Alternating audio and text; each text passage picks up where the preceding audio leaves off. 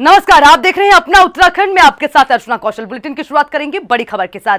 देहरादून से बड़ा अपडेट आपको देते चले। आज दिल्ली के दौरे पर रहेंगे मुख्यमंत्री तीरथ सिंह रावत। आज शाम 5:20 पर दिल्ली के लिए मुख्यमंत्री रवाना हो जाएंगे।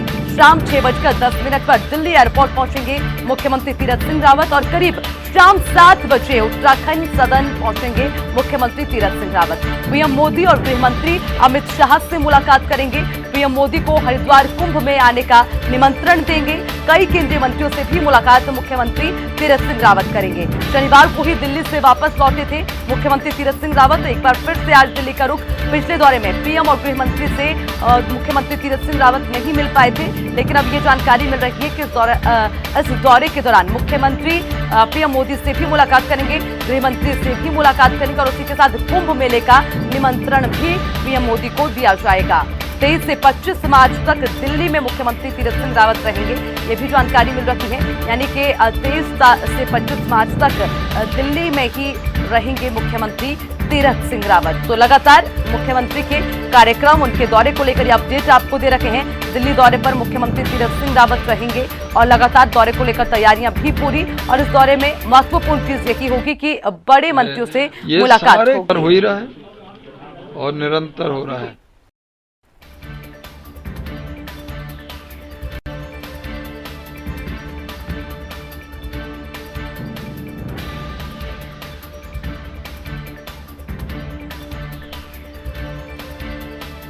तो लगातार ये बड़ी जानकारी आपको दे रखे हैं। मुख्यमंत्री तीरथ सिंह रावत का दिल्ली दौरा, दिल्ली के लिए रवाना होंगे मुख्यमंत्री तीरथ सिंह रावत और उसी के साथ जो है बड़े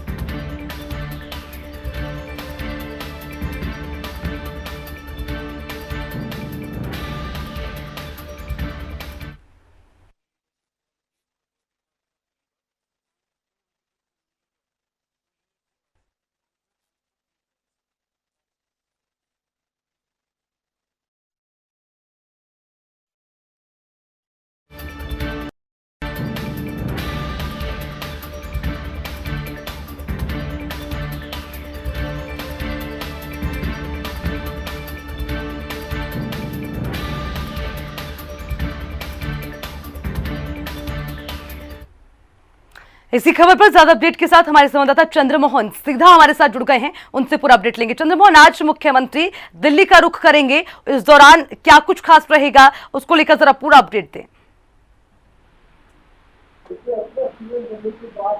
तीरथ सिंह रावत आज अपना दूसरा दिल्ली दौरा करेंगे। आज शाम 5 बजे वो दिल्ली के लिए रवाना होंगे और करीब 7 बजे वो उत्तराखंड सदन जो दिल्ली में है वहां पहुंच जाएंगे और वहीं आज का रात्रि विश्राम होगा। तो आज कोई आज का दिन काउंट दौरे में नहीं होगा, क्योंकि आज केवल वो वहां पहुंचेंगे उत्तराखंड सदन में। जो काम उनका है दौरे के दौरान, जो मुलाकातें होंगी वो कल से होंगी। तो 23 मार्च से लेकर 25 मार्च तक उनका दौरा प्रस्तावित है। 3 दिवसीय ये दौरा है और अपने दौरे के दौरान वो तमाम केंद्रीय मंत्रियों से मुलाकात करेंगे, साथ ही पीएम मोदी से भी मुलाकात करेंगे, गृह मंत्री अमित शाह से भी मुलाकात करेंगे। हालांकि शनिवार को, ये जो बीता शनिवार है, इसी को वो अपना दौरा दिल्ली दौरा करके वापस देहरादून आए थे, लेकिन तब केवल उनकी मुलाकात राष्ट्रीय अध्यक्ष जेपी नड्डा से हो पाई थी। पीएम और अमित शाह से मुलाकात उनकी नहीं हो पाई थी, क्योंकि बंगाल चुनाव में दोनों व्यस्त थे। अब सीएम तीरथ सिंह रावत को समय मिल गया है दोनों से मुलाकात का, तो वो फिर से आज शाम को 5 बजे रवाना होंगे और कल से जो उनका औपचारिक 3 दिवसीय दौरा है उसकी शुरुआत होगी और वो अपने तमाम जो केंद्र के मंत्री हैं उनसे मुलाकात करेंगे, पीएम नरेंद्र मोदी से मुलाकात करेंगे, साथ ही राष्ट्रीय जो गृह मंत्री हैं अमित शाह, उनसे मुलाकात करेंगे। और कुंभ को लेकर, कुंभ का आयोजन होना है, ऐसे में कुंभ के लिए पीएम मोदी और केंद्रीय जो गृह मंत्री हैं अमित शाह, उनको निमंत्रण भी देंगे। साथ ही जो कुंभ का आयोजन है, 4 धाम यात्रा की तैयारी है, ऑल वेदर रोड की क्या प्रगति रिपोर्ट है, ऋषिकेश कर्णप्रयाग जो रेलवे परियोजना है उस पर किस तरह से काम किया जा रहा है, तो इन तमाम चीजों को लेकर अपडेट जो है पीएम नरेंद्र मोदी और अमित शाह के सामने तीरथ सिंह रावत रखेंगे। इसके अलावा जो कोविड-19 को लेकर राज्य सरकार अपने स्तर से काम कर रही है, किस तरह करने के कार्य चल रहे हैं, उसको लेकर भी पूरी रिपोर्ट जो है वो पीएम मोदी के सामने रखेंगे। साथ ही राज्य के जो लंबित मामले हैं जिन पर जो है केंद्र की अनुमति चाहिए, उनके लिए भी पीएम नरेंद्र मोदी और संबंधित जो केंद्रीय मंत्री हैं उनके सामने प्रस्ताव सीएम तीरथ सिंह रावत द्वारा रखा जाएगा। तो पूरा ये जो दौरा है ये काफी महत्वपूर्ण दौरा उत्तराखंड के लिए रहने वाला है और दौरे के बाद जब वापस लौटेंगे तो अपने साथ कई सौगात भी उत्तराखंड के लिए तीरथ सिंह रावत लेकर आ सकते हैं। वो तमाम जितने भी राज्य के लंबित मामले हैं उनके प्रस्ताव जो है अधिकारियों को बनाने के निर्देश दिए थे सीएम तीरथ सिंह रावत ने, और अब जब वो आज शाम को दिल्ली जा रहे हैं तो वो सभी जो प्रस्ताव है वो अपने साथ लेकर जाएंगे और जितने भी विभिन्न विभागों के जो लंबित मसले हैं या ऑल वेदर रोड या रेल परियोजना जो है उसको लेकर कोई मदद या कोई और उसमें राज्य स्तर से कोई दिक्कत आ रही है कुछ, हालांकि वो जो परियोजना है वो वैसे ही केंद्र द्वारा संचालित है लेकिन फिर भी उसकी मॉनिटरिंग राज्य सरकार कर रही है। तो किस तरह से राज्य सरकार अपने अनुसार उस रेल परियोजना को या ऑल वेदर रोड को चाहती है, तो वो सारे तमाम प्रस्ताव जो है केंद्र के सामने रखे जाएंगे। और जब वापसी सीएम तीरथ सिंह रावत की दिल्ली से उत्तराखंड के लिए होगी तो कई वो अहम प्रस्तावों पर जो अपने साथ लेकर जाएंगे उन पे स्वीकृति अगर केंद्र की मिलती है तो ये उत्तराखंड के लिए काफी एक महत्वपूर्ण दौरा होगा और ये उनका दूसरा दौरा है। तो आज शाम 5 बजे वो दिल्ली के लिए रवाना हो जाएंगे, जोली ग्रांट एयरपोर्ट से वो जाएंगे और स्टेट प्लेन द्वारा वो दिल्ली के लिए रवाना होंगे और शाम 7 बजे जो दिल्ली का उत्तराखंड सदन है वहीं वो पहुंचेंगे और वहीं पे उनका आज का रात्रि विश्राम होगा। आज किसी से मुलाकात वो नहीं करेंगे। जो औपचारिक दौरा है उनका 3 दिवसीय वो कल 23 मार्च से लेकर 25 मार्च तक चलेगा। अर्चना, ठीक है, चंद्रमोहन बने रहेगा, वापस लौटूंगी आपके पास। विश्व वानिकी दिवस पर वन विभाग की ओर से आयोजित कार्यक्रम में पहुंचे मुख्यमंत्री तीरथ सिंह रावत ने रामनगर के लिए कई घोषणाएं की हैं। उन्होंने 25 मिनट के भाषण में ये कहा है कि कॉर्बेट टाइगर रिजर्व में अगले पर्यटन सत्र के लिए 50 अतिरिक्त जिप्सियों का पंजीकरण किया जाएगा। इनका संचालन महिलाएं करेंगी। महिलाओं को वीर चंद्र सिंह गढ़वाली योजना के अंतर्गत जिप्सी खरीदने के लिए वित्तीय सहायता उपलब्ध कराई जाएगी।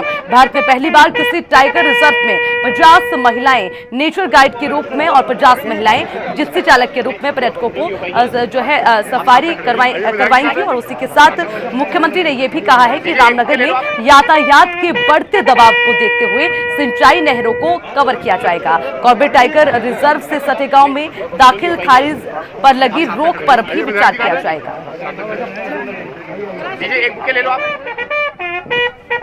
अंतर्राष्ट्रीय वन दिवस और जो कि 2012 से मनाया जा रहा है, वनों के संरक्षण के प्रति जागरूकता बढ़ाने के उद्देश्य से अंतर्राष्ट्रीय वन दिवस घोषित बारे में जो किया, तो यहाँ भी लगातार हर वर्ष उस कार्यक्रम को आप मना रहे हैं।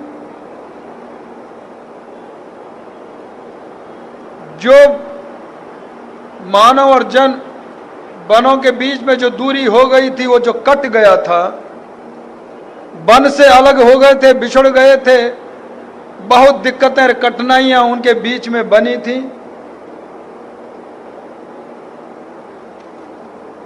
उसको दूर करने का काम हमारे जो सरलीकरण किया, इसमें अपने वन विभाग ने, अपनी सरकार ने लोगों को वनों से जोड़ना,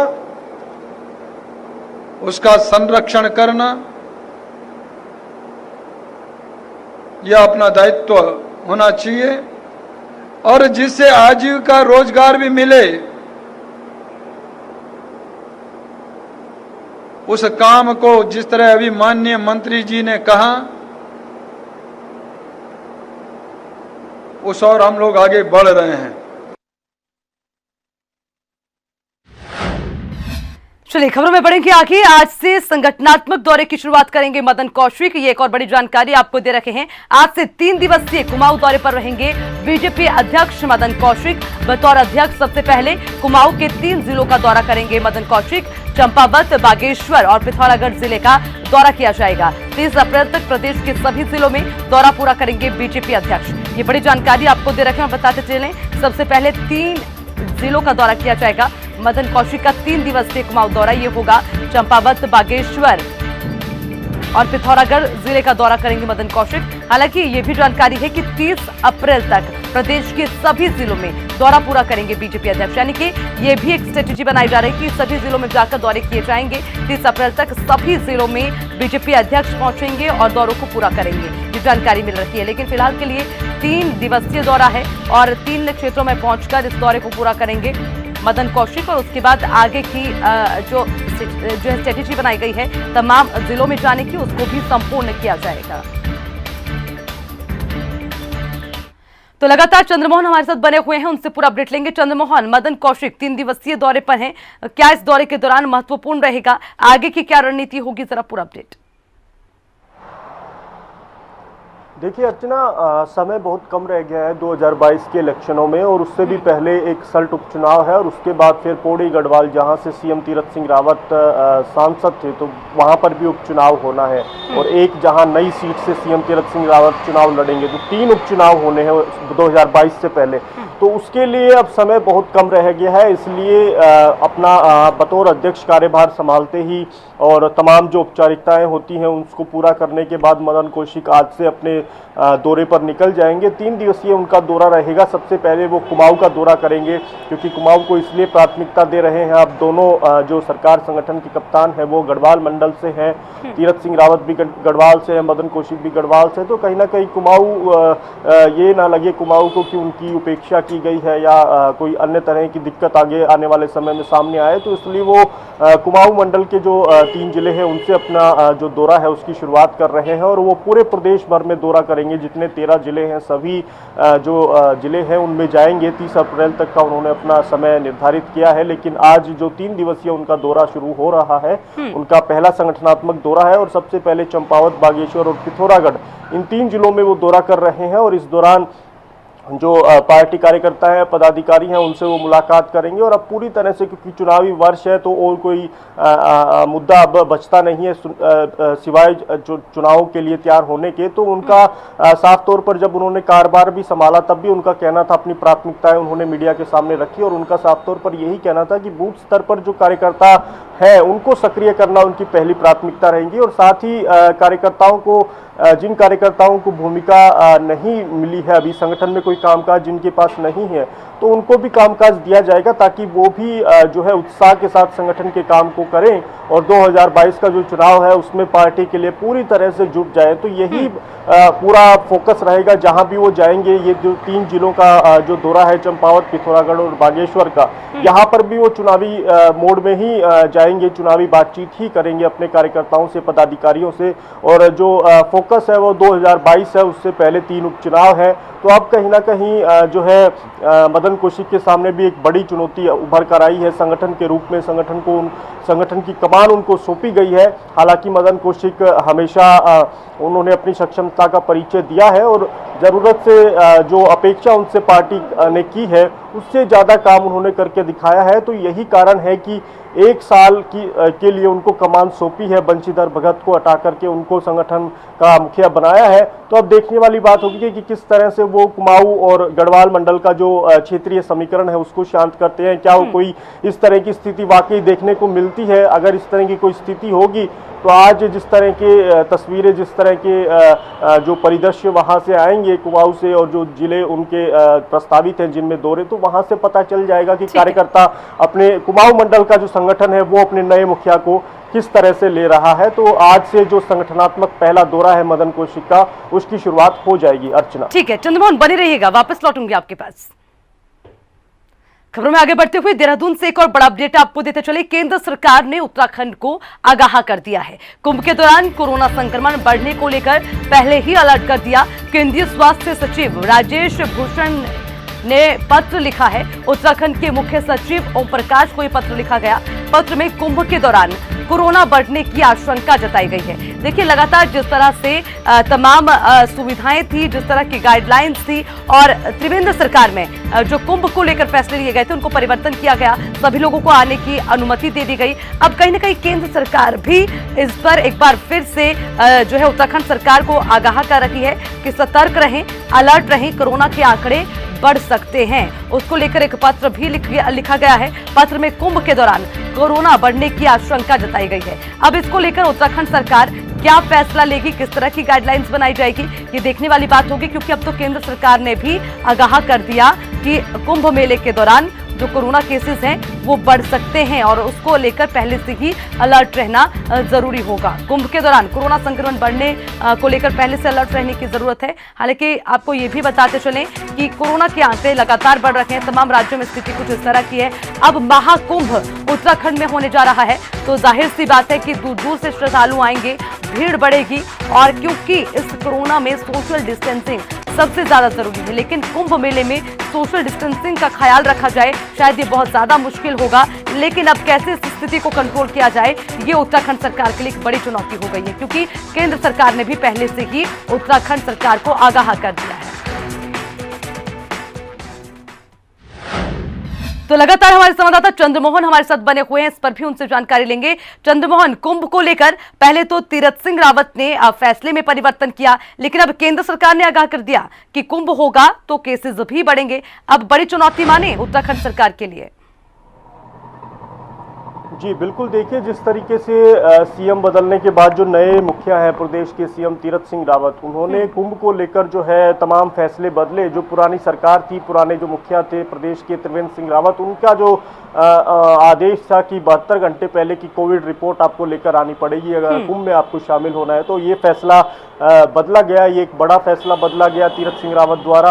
और कहीं ना कहीं अब जिस तरह से प्रदेश में या दूसरे राज्यों में अगर हम बात करें तो जिस तरह से कोरोना के केसेस बढ़ रहे हैं, तो एक चिंता फिर से कहीं खड़ी हो गई है कि दोबारा से देश में, प्रदेश में वो स्थिति ना बन जाए जो पिछले साल देखने को मिली थी। तो उसी लिहाज से एक पत्र जो यूनियन हेल्थ सेक्रेटरी हैं, उन्होंने मुख्य सचिव जो उत्तराखंड है ओम प्रकाश, उनको एक पत्र लिखा और जिसमें यह आशंका जताई गई है कि जो कुंभ के दौरान कड़े उपायों की जरूरत है कोविड-19 को रोकने के लिए।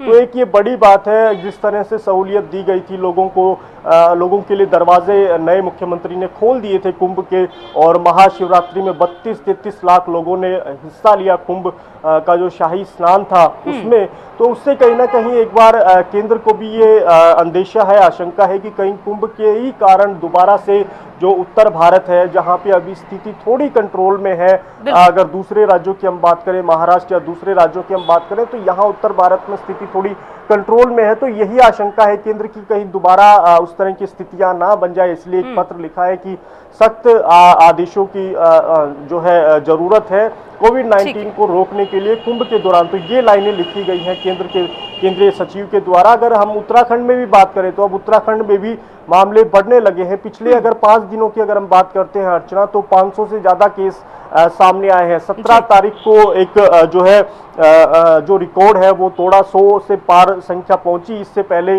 काफी दिनों से, लगभग 1.5 महीने से 100 से पार संख्या नहीं गई थी। 110 संक्रमित मरीज सामने आए थे 17 तारीख को। उसके बाद 18 को भी इसी तरह की, हालांकि 100 पार आंकड़ा नहीं पहुंचा, लेकिन 80-85 केसेस सामने आए। उसके बाद 89 आए, फिर 99 आए, और कल तो 2 महीने का रिकॉर्ड टूट गया, 137 केस कल सामने आए। तो अब कहीं ना कहीं उत्तराखंड में भी स्थिति बदलने लगी है। एक समय जब 50 से नीचे संख्या दिन भर की सामने होती थी, लेकिन अब वही संख्या दिन भर की 100 से ऊपर पहुंच रही है। 2 महीने का रिकॉर्ड कल टूटा है, 137 नए संक्रमित मरीज सामने आए हैं। तो बिल्कुल निश्चित तौर पर आशंका खड़ी होती है, और कहीं ना कहीं ये भी देखने की जरूरत है कि जो फैसला बदला गया था कोविड-19 रिपोर्ट को लेकर कुंभ के दौरान, तो उस पर पुनर्विचार का किया जाना चाहिए, ये सरकार को देखना है। लेकिन निश्चित तौर पर अगर केंद्रीय सचिव ने यह आशंका जताई है, तो सरकार को भी, राज्य सरकार को भी, और जो ब्यूरोक्रेसी है राज्य की, उसको भी एक बेहतर जो है कुंभ में शामिल होने के लिए गाइडलाइन बनानी चाहिए, ताकि लोगों को भी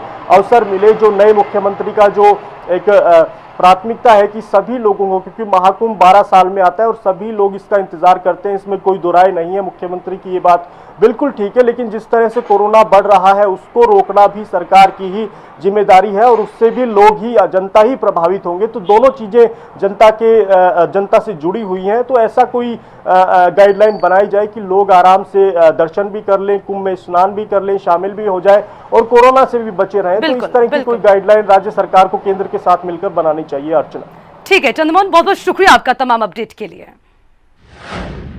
चलिए खबर में आगे बढ़ते हुए देहरादून से एक और बड़ा अपडेट आपको देते चले। स्लट उपचुनाव में प्रत्याशी चयन पर कांग्रेस का मंथन लगातार जारी है। कांग्रेस प्रदेश प्रभारी देवेंद्र यादव के साथ मंथन हुआ है। कांग्रेस में दो नामों पर मंथन हो रहा है। गंगा पंचौली और विक्रम रावत के नाम पर मंथन किया जा रहा है। शाम तक कांग्रेस प्रत्याशी के नाम की घोषणा कर सकती है। हालांकि अभी चर्चा चल रही है और दो नाम सबसे ऊपर रखे गए हैं। बैठक में नेता प्रतिपक्ष डॉक्टर इंदिरा हृदयेश, प्रदेश अध्यक्ष प्रीतम सिंह, उपनेता प्रतिपक्ष करण माहरा और उनके समेत अन्य नेता उपस्थित रहे। अब लगातार इसी को लेकर मंथन चल रहा है कि आखिर किसको इसकी जिम्मेदारी दी जाए। देखिए इसमें दो नाम सामने आ रखे हैं। उन दो नामों को लेकर कांग्रेस लगातार मंथन कर रही है, लेकिन जानकारी मिल रही है कि इस पूरे मंथन के बाद, विचार विमर्श के बाद शाम तक फैसला लिया जा सकता है और प्रत्याशी चयन पर जो कांग्रेस मंथन कर रखी है उस पर मुहर लग सकती है। तो ये लगातार जानकारी आपको दे रखे हैं। कांग्रेस में दो नामों पर मंथन हो रहा है। गंगा पंचोली और विक्रम रावत के नाम पर मंथन किया जा रहा है। ये दो नाम सामने आए हैं। अब किसके नाम पर मुहर लगेगी और क्या फैसला लिया जाएगा, ये देखने वाली बात होगी, क्योंकि बैठक में नेता प्रतिपक्ष इंदिरा हृदयेश, प्रीतम सिंह शामिल हैं, उपनेता प्रतिपक्ष करण माहरा शामिल हैं और सभी ने इस प्रत्याशी के चयन को लेकर मंथन किया है और लगातार ये मंथन चल रहा है। चलिए बढ़ेंगे आगे। देहरादून में कैबिनेट मंत्री बंशीधर भगत ने बयान देते हुए कहा कि जो है कमिश्नरी की बजाय गैरसैंण को जिला बनाना लोगों के लिए ज्यादा फायदेमंद होता, इसीलिए गैरसैंण कमिश्नरी बनाने के फैसले पर पुनर्विचार किया जा सकता है। जरूरी हुआ तो फैसला वापस भी लेंगे। आपको ये बता दें कि उत्तराखंड के पूर्व मुख्यमंत्री त्रिवेंद्र सिंह रावत ने गैरसैंण को कमिश्नरी बनाने की घोषणा की थी, जिसके बाद से लगातार इसका विरोध किया जा रहा है और अब बीजेपी के नेता ही पूर्व मुख्यमंत्री के इस फैसले का विरोध कर रहे हैं।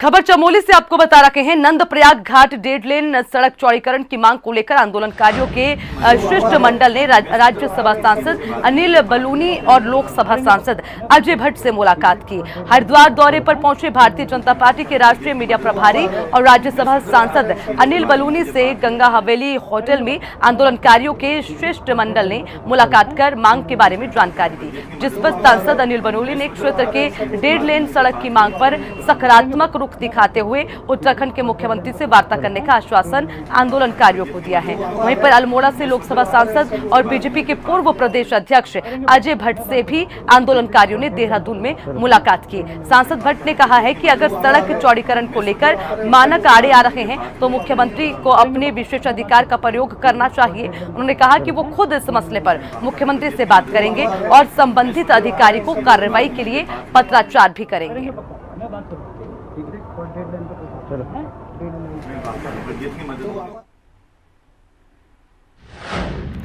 चलिए खबर बैरीनाग से बताते चले। थल बीजेपी मंडल के कार्यकर्ताओं ने कैबिनेट पेयजल मंत्री बिशन सिंह चुफाल का थल और डीडीहाट में पहुंचने पर ढोल नगाड़ों से भव्य स्वागत किया। जैसे ही कैबिनेट मंत्री चुफाल का काफिला यहां पहुंचा, इंतजार कर रहे कार्यकर्ताओं और लोगों ने फूल मालाओं से उन्हें लाद दिया। कैबिनेट मंत्री बाजार में सभी लोगों से मिलते हुए उनका अभिवादन करते गए। उन्होंने पौराणिक बालेश्वर महादेव के मंदिर में जाकर शिवलिंग के दर्शन भी किए। कैबिनेट मंत्री ने कहा कि 3 महीने के भीतर सबको पानी दिया जाएगा। वहीं पर डीडीहाट में रामगंगा से पानी मार्च की आखिरी तारीख तक पहुंचाए जाने की बात कही गई। उन्होंने कहा केंद्र और राज्य सरकार की लाभकारी योजना को जन जन से गांव-गांव में पहुंचाया जाएगा। कि जो अपेक्षा है सरकार की, जो उपलब्धियां हैं केंद्र सरकार की हो, प्रदेश सरकार की हो, उन उपलब्धियों का फायदा आम जनता तक पहुंचे, विकास की योजना जो गांव तक पहुंचे, ये हमारी सबसे पहली प्राथमिकता।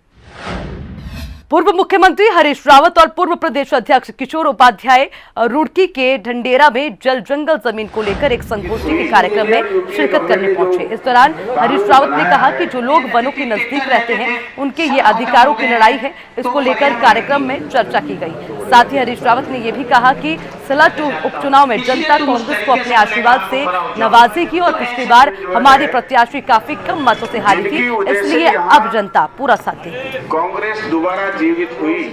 यूपीए गवर्नमेंट ने जो कानून बनाया है, रहती थी, तेतर रहते थे, सब खत्म हो गए हैं। तो पर्यावरण की इसी के साथ बुलेटिन में फिलहाल के लिए इतना ही। तमाम खबरों के लिए देखते रहिए आपका अपना चैनल हिंदी खबर। नमस्कार।